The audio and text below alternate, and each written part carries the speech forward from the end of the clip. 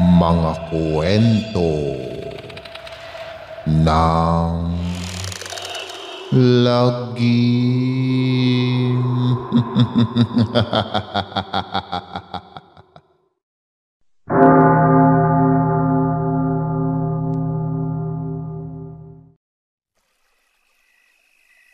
Kamusta na mga giliw naming tagapakinig?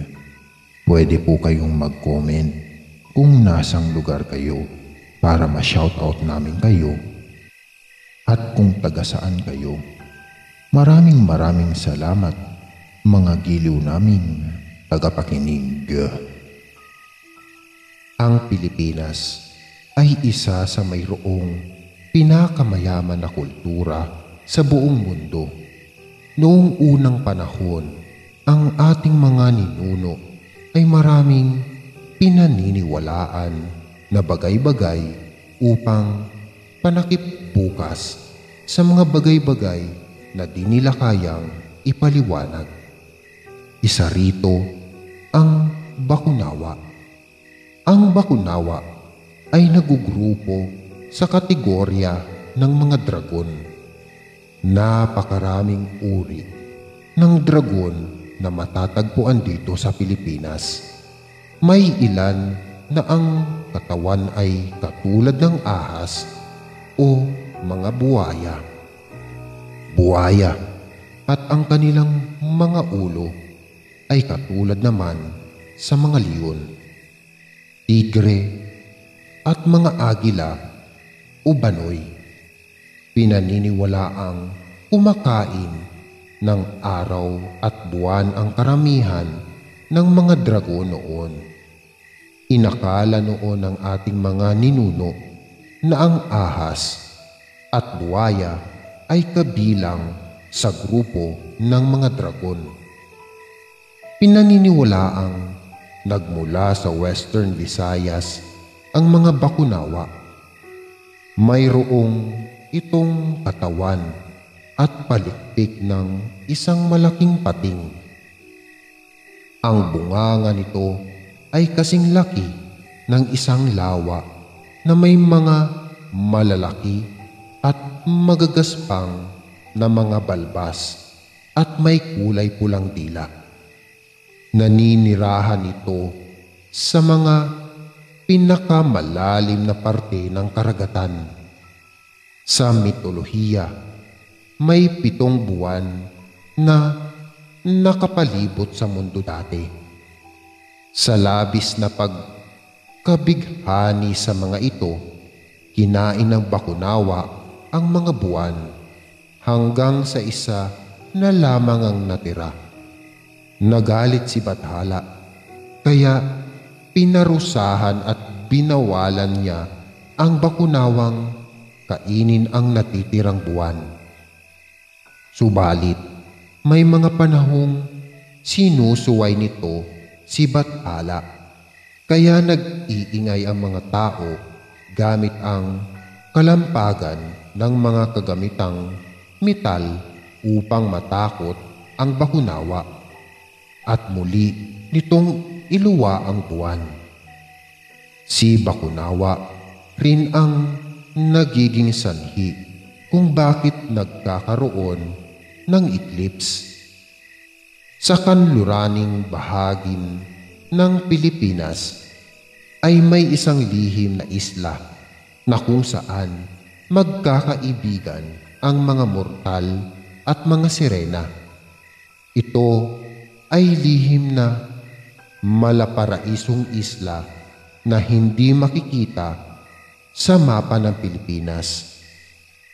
Walang nagagawi na mangingisda sa nasabing isla dahil inkantado ito at punong-puno ng hiwaga at misteryo. Sa pinakapusod ng isla ay may isang banal na bukal na tinatawag na luha ng diwata dahil sa kakaiba at nakakabighaning kulay ng dalisay na tubig na sinasabing nagpapagaling at nakakalunas sa mga anumang sakit. Ngunit ang sagradong bukal ay mahirap hagilapin ng mga taong naninirahan sa nasabing isla dahil napapalibutan ito ng makapal na hamog at sino mang magtangkang tumungo roon upang sumalok ng dalisay na tubig sa lawa ay hindi na muling nakakabalik pa. Sinasabi ng mga matatanda na pinamamahayan ito ng mga elemento bilang tagabantay sa sagradong bukal. Tanging may busilak na kalooban lamang ang pwedeng makapasok sa banal na bukal at muling makalabas ng buhay dahil pinamamahayan rin ito ng isang dambukalang puting lobo na may 2 ulo at may malapat na mga pakpak. Isang matandang antingero ang nagpapatotoo na mayroong ngang nananahan na mga elemento at nilalang na lobo sa sagradong lawa at mga alagad sila ng diwatang nagngangalang luwalhati. Tanging si Lolo Ingkong lamang ang natatanging antingero sa kanilang isla at marami itong mga kaibigan na engkanto at mga lamang lupa na siyang nagbibigay daang upang maging isang magaling na albularyo. Nakatira si Lolo Ingkong malapit sa bukana ng kagubatan sa kalagitnaan ng malawak na isla. Mayroon itong nag-iisang apo na pinangalanan nitong Isagani. Simula sa pagkasanggol hanggang sa magbinata si Isagani ay si Lolo Ingkong ang nagpalaki sa kanya. Dahil maagang namatay ang mga magulang nito dahil sa pagsuway sa utos ng bathala ng karagatan. Alam ng buong matatanda na isang sirena ang ina ni Isagani. Umibig ang ina nitong sirena sa isang pangkaraniwang tao na mahigpit na ipinagbabawal sa kanilang isla. Ang lalaking minahal ng sirena ay walang iba kundi ang nag-iisang anak ni Lolo Ingkong. Tulad nga ng batas ng karagatan, ay pwedeng makipagkaibigan ang mga sirena sa mortal, ngunit bawal silang umibig dahil katumbas ito ng kamatayan na pinapataw ng bathala ng karagatan. Maaaring nakikipagkaibigan ang mga sirena sa mga taga-isla, ngunit bawal silang umibig dahil isa ang mamamatay sa kanila. At kung magbunga ang kanilang pagmamahalan, ay masasawi ang kanilang magiging supling, pati na rin ang ama ng sanggol bilang parusa sa sirena. At dahil hinangad ng sirena na mabuhay ang kanyang anak, ay ibinuwis niya ang sarili nitong buhay sa tulong na rin ni Lolo Ingkong. Hindi man lang nasilayan ni Isagani ang mukha ng kanyang mga magulang, lalo na ang kanyang ina na isang maharlika sa pinakamalalim na karagatan. Bata pa lang si Isagani nang malaman nito ang tungkol sa kanyang lahing pinagmulan. Hindi ito inilihim ni Lolo Ingkong sa kanyang nag-iisang apo. Isang araw, habang tirik na tirik ang maliwanag na sinag ng araw at abala ang mga tao sa pagbibilad ng mga isda na isa sa pangunahin nilang kalakal na dinala sa malayo pang kabihasnan, ay biglang dumilim ang buong paligid sa kasagsagan ng tanghali. nilamon ng itim na anino ang maliwanag na sinag ng araw, dahilan para magkaroon ng eclipse.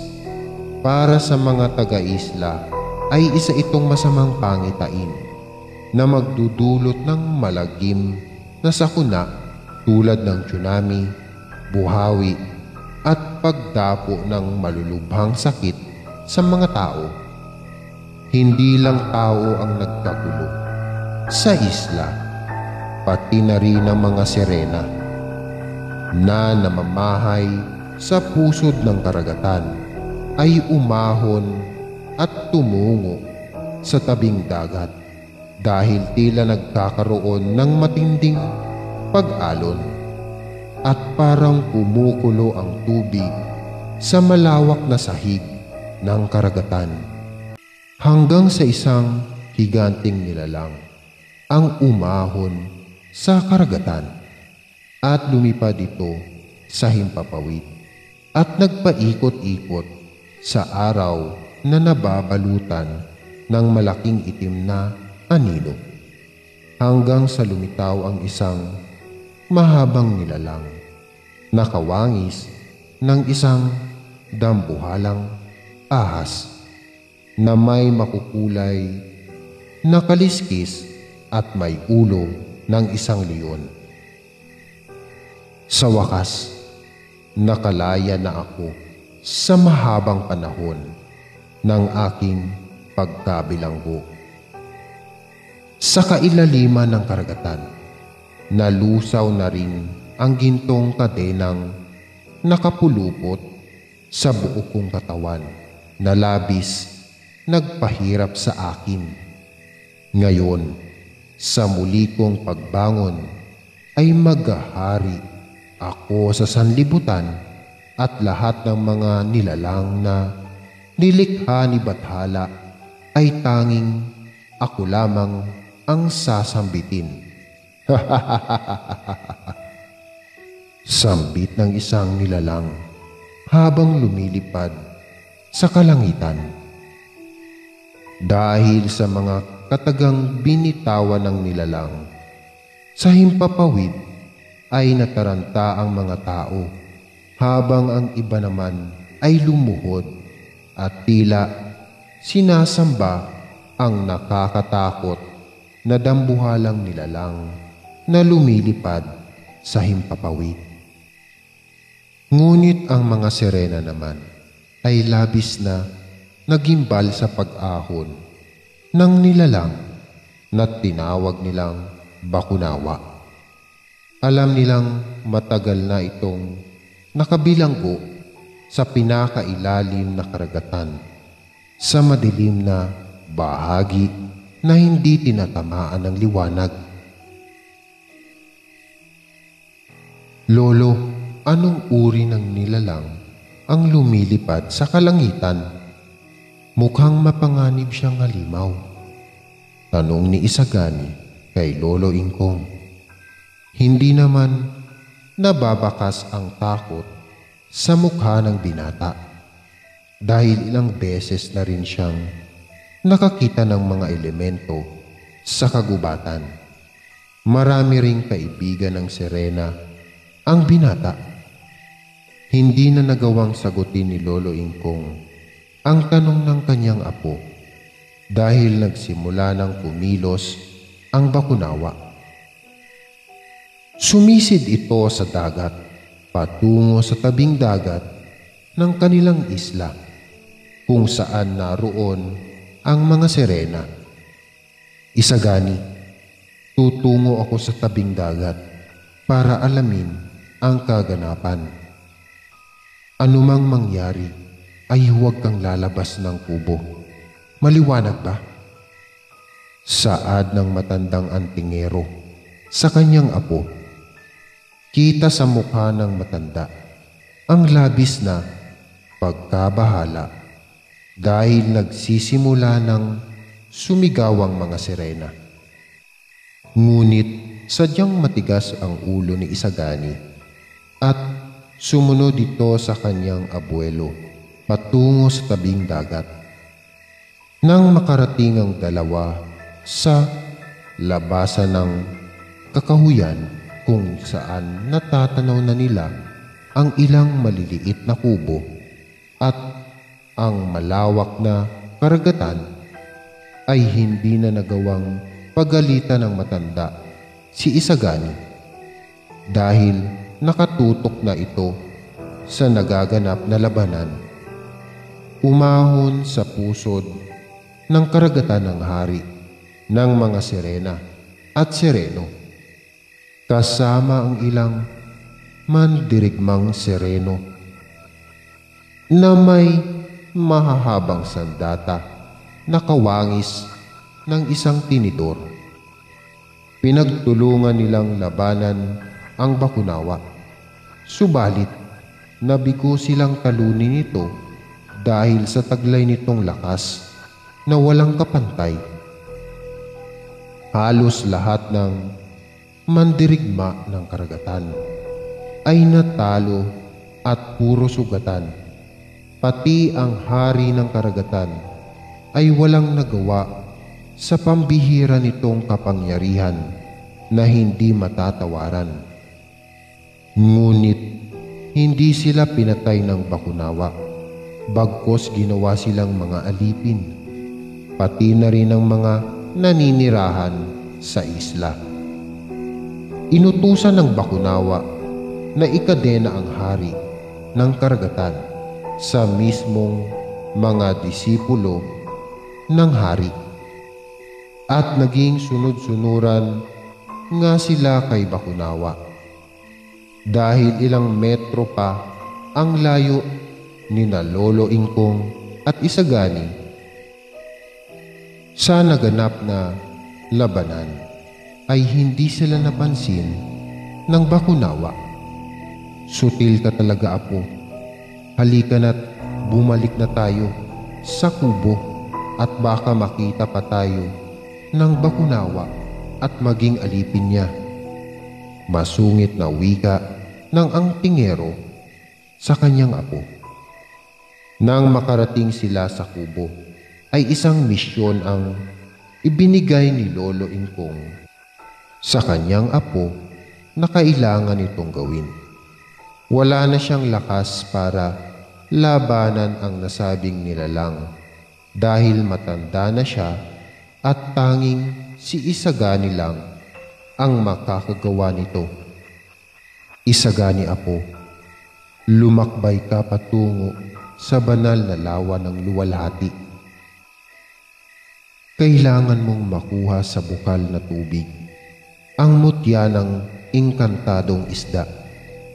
Makikilala mo ang isdang ito sa pagiging kawangis na kulay bilog ng isang buwan. Sa madaling salita, kulay platinum ito, apo." Sambit na pagpapaliwanag ng matanda sa kanyang apo. "Lolo, mukhang malabo ang sinasabi mo. Alam mo naman na tanging ikaw lamang ang nakapunta sa sagradong bukal dahil nakatago ito sa makapal na hamog. At paano ko haharapin ang mga bantay sa sagradong bukal?" Usisang tanong naman ng binata. "Isagani, hindi mo na kailangan labanan ang mga bantay sa sagradong bukal dahil busilak kang puso. Kunin mo ang medalyon na ito bilang susi sa lihim na lagusan patungo sa lawa ng luwalhati." Sagot naman ng matanda. Kinabukasan, bago sumibol ang bukang liwayway, ay sinuyod ni Isagani ang pusod ng kagubatan. Malawak ang isla, kaya nahirapan siyang hagilapin ang sinasabing lihim na lagusan. Ngunit nang umahon na ang haring araw, ay sinipat ng sinag ng araw ang suot niyang medalyon at lumikha ito ng daan patungo sa dalawang malaking matandang puno na bigla na lang may lumitaw na puting usok sa pagitan ng mga ito. Pumasok si Isagani sa gitna ng puting usok at tumagos siya sa may makapal na hamog. Kadiliman ang bumabalot sa paligid, ngunit naririnig niya ang ritmo ng daloy ng tubig. Hanggang sa muling lumiwanag ang medalyon at isang mahiwagang daanan ang lumitaw sa kanya. Tinahak niya ang daang iyon at nagulat na lang siya nang muling bumungad sa kanya ang isang malaparaisong hardin at natatanaw rin niya ang banal na bukal na may natatanging ganda. Marami rin siyang nakikitang pambihirang isda na hindi pa niya nakikita sa tanang buhay niya. Ngunit hindi niya nakita ang kulay platinum na isda na tinutukoy ng kanyang lolo, Ingkong. Pumasok si Isagani sa gitna ng puting usok at tumagos siya sa may makapal na hamog. Kadiliman ang bumabalot sa paligid, ngunit naririnig niya ang ritmo ng daloy ng tubig hanggang sa muling lumiwanag ang medalyo at isang mahiwagang daanan ang lumitaw sa kanya. Tinahak niya ang daang iyon at nagulat na lang siya nang muling pumungad sa kanya ang isang malaparaisong hardin at natatanaw rin ang banal na bukal na may natatanging ganda. Marami rin siyang nakikitang pambihirang isda na hindi pa niya nakikita sa tanang buhay niya. Ngunit hindi niya nakita ang kulay platinum na isda na tinutukoy ng kanyang lolo Ingkong. Malinaw niya itong nasisilayan dahil sa sobrang linaw ng tubig, hanggang biglang sumulpot sa kanyang harapan ang iba't ibang uri ng elemento na halos matatangkad ito na kasing sukat ng mga puno. Dumating sa punto na matanaw niya sa himpapawid ang lumilipad na dambuhalang puting lobo na may 2 ulo at may malapad na pakpak. Doon niya lang napagtanto na nasa iba siyang dimensyon o mundo. Makisig na binata, alam ko ang pakay mo. Pinadala ka dito ng matandang ang tingero para sa mutya ng engkantadong isda. Tama ba ako, makisig na binata? Wika ng mayuming diwata na lumitaw sa kalagitnaan ng banal na bukal habang lumulutang ito. Ikaw ba si Diwatang Luwalhati? Tama ka po. Pinapunta ako rito ni Lolo para sa mutya ng engkantadong isda.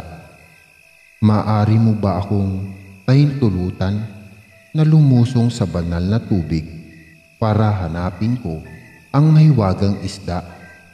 Magalang na ani ng binata sa diwata. Hindi mo na kailangan pang hanapin ang mutya, makisig na binata. Dahil kusa ko itong ipagkakaloob sa iyo. Alam kong nasa peligro ang mundo ng mga mortal, lalo na ang inyong isla, dahil sa muling paglaya ng bakunawa. Sagot naman ng magiliw na diwata. Tama po kayo, mahabaging diwata ng sagradong bukal na lawa. Kailangan ko pong tulungan ang mga taga-isla, lalo na ang mga kaibigan kong mga sirena. Nasa peligro din ang buhay ng hari ng karagatan. Saad muli ni Isigani sa diwata. Hindi mo na kailangan pang sabihin sa akin ang tungkol sa bagay na iyan. Makisig na binata. Alam ko ang lahat ng nangyayari. Ibibigay ko ng bukal sa loob ko ang mutya na hinahangad mong makuha, basta sa isang kondisyon. Ani muli ng diwatang si Luwalhati at humingi itong kondisyon sa binata. Ano pong kondisyon, mahabaging diwata? Maiksing tanong ni Isagani. Binata, hindi masamang tao si Bakunawa. Isa itong diwatang tulad ko na nangangalaga ng kalikasan siglo na ang nakakalipas. Matagal na kaming nabubuhay sa mundong ito. Nilabag ni Bakunawa ang kautusan ng mga bathala dahil umibig ito sa isang mortal. Bilang kabayaran ay pinatay ng mga tao ang kasintahan ni Bakunawa, dahilan magalit ito sa mga tao, pati na rin sa mga bathala. Naghimagsik ito at pinatay ang mga taong responsable sa pagkamatay ng kanyang minamahal at kinain niya ang ilang buwan bilang ganti sa mga bathala. Kaya't pinarusahan siya at ibinalanggo sa madilim at malalim na bahagi ng karagatan. Malinaw na paglalahad ng katotohanan ni Luwalhati sa binata. Ano ang dapat kong gawin para makawala siya sa matinding puot, mahal na mayuming diwata? Tanong muli ni Isagani. Binata, ang mutya ng kaliskis ng mahiwagang isda ay kayang magbalat kayo at manggaya ng mukhang ng mga taong pumanaw na sa daigdig. Gagabayan kita na magaya mo ang wangis ng dating minamahal ni Bakunawa. Hindi na kailangang dumanak pa ng tugo para paslangin si Bakunawa, dahil busilak rin ang puso nito nung ito'y hindi pa isinumpa ng mga bathala. Tulungan mo siya makawala sa madilim na bahagi ng kanyang pagkatao, binata. Wika muli ng diwatang si Luwalhati. Matapos ang kanilang masinsinan na pag-uusap, ay tinawag ni Luwalhati ang inkantadong isda na kusang lumapit sa kanya at kinuha ang isang kakaibang kaliskis. Kumuha si Luwalhati ng isang hibla ng kanyang buhok at itinali sa mutya at isinabit sa leeg ni Isagani.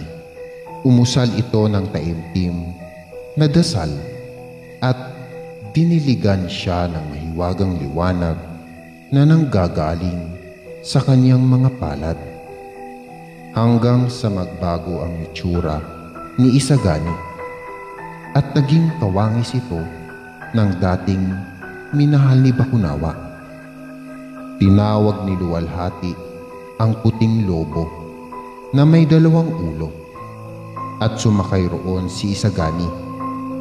Bago siya tuluyang umalis, ay isang palamuting kwintas na gawa sa mga seashell ang binigay ng diwata at pagmamay-ari. Ito mismo ni Bakunawa at nililok ito ng kasintahan nitong namatay. Isang lagusan ang lumabas sa himpapawid at doon dumaan ang binata habang nakasakay siya sa puting lobo na may malalapad na pakpak. At dahil tumawid ito sa mahiwagang lagusan, ay agad nilang narating ang kanilang isla, kung saan natatanaw na niya ang mga taong pinahihirapan ni Bakunawa. Nagulat naman ang mga tao at mga sirena sa biglang pagsulpot ng isang kabalyero sakay ng isang kakaibang uri ng nilalang. Subalit, wala silang kaalam-alam na si Isagani ang kabalyerong iyon. Nagulantang ang buong katauhan sa pagitan ng mga mortal at sirena nang itigil ni Bakunawa ang pagpapahirap sa kanila at lumutang ito sa ere habang pinagmamasdan si Isagani na nasa katauhan ng dati niyang minamahal. Tanglaw, ikaw ba yan?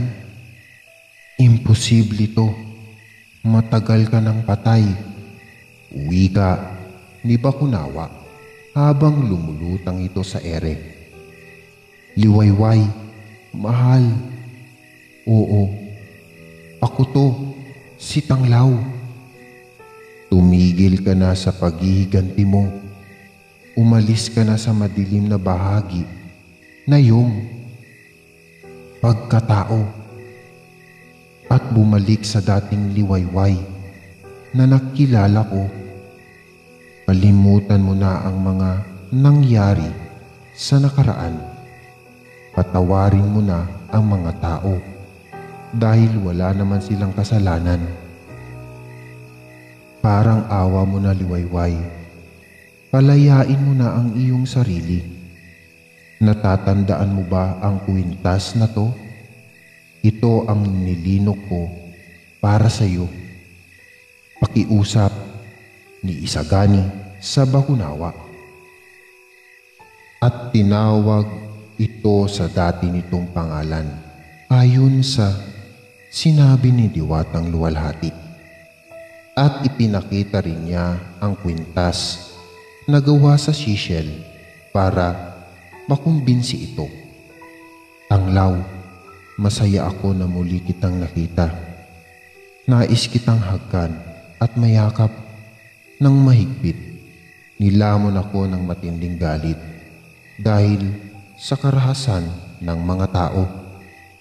Hindi rin makatarungan ang batas na pinapatupad ng mga bathala. Ngayon na nasilayan kitang muli, ay matatahimik na ako, Tanglaw. Tandaan mo, Tanglaw, sa matagal na panahon na nakabilanggo ako sa ilalim ng karagatan, ay ikaw lang ang nasa isip ko. Mahinahon at magiliw na wika ni Bakunawa. Dahil sa pangyayaring iyon, ay nakawala sa matinding galit ang Bakunawa. Lumiwanag ng nakakasilaw ang buo nitong katawan at unti-unting bumalik sa dati nitong anyo bilang mayuming dalaga sa dating katauhan bilang liwayway. Lumapit ito kay Isagani habang lumulutang sa ere. Niyakap nito ang binata habang umiiyak at humingi ng kapatawaran sa mga nagawa nitong karahasan sa sangkatauhan. Hinalikan nito sa labi ang binata at walang tigil sa pag-agos ang kanyang mga luha. Subalit, hindi talaga pwedeng magsama ang mortal at diwata dahil mahigpit itong batas sa kalangitan. Isang lagusan ang lumitaw sa kalangitan at iniluwa roon ang dalawang anghel na may mapuputing pakpak. Lumapit sila kay Liwayway upang sunduin at dalhin sa pintuan ng kalangitan dahil nakalaya na ito sa madilim na bahagi ng kanyang pagkatao.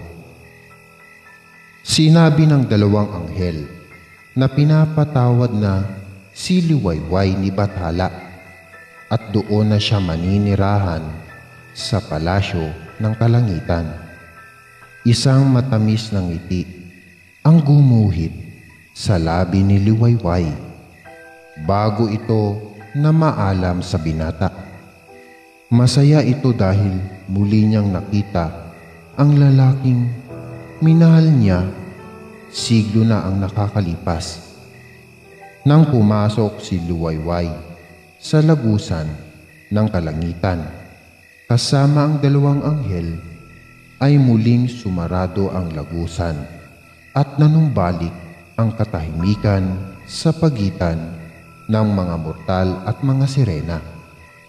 Nagpapasalamat ang mga tao sa lumitaw na kalbalyero sa himpapawid, lalo na ang mga sirena at ang hari ng karagatan sa pagpapalaya nito sa madilim na katauhan ng Bakunawa.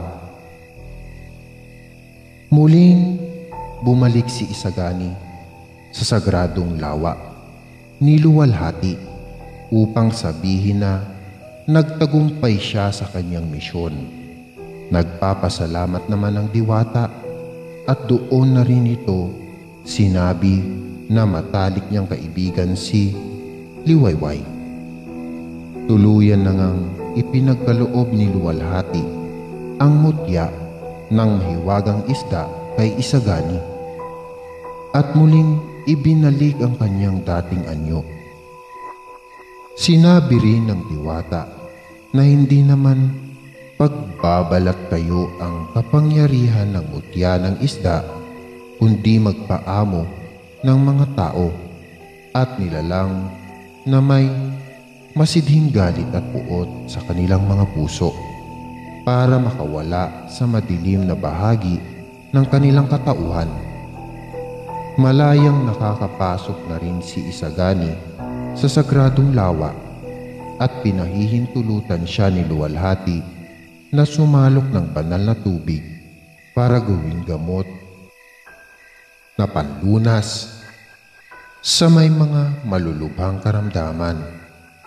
Humanga naman si Lolo Impong sa pinamalas na galing ni Isagani at nagawa pa nitong makasundo ang mga elemento na nananahan sa mahiwagang sagradong lawa sa kabilang dimensyon.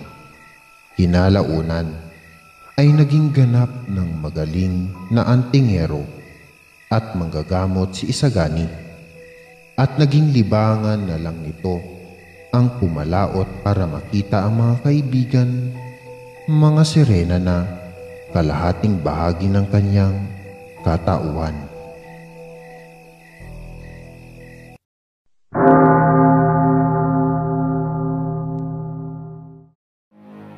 Maraming salamat mga giliw naming tagapakinig.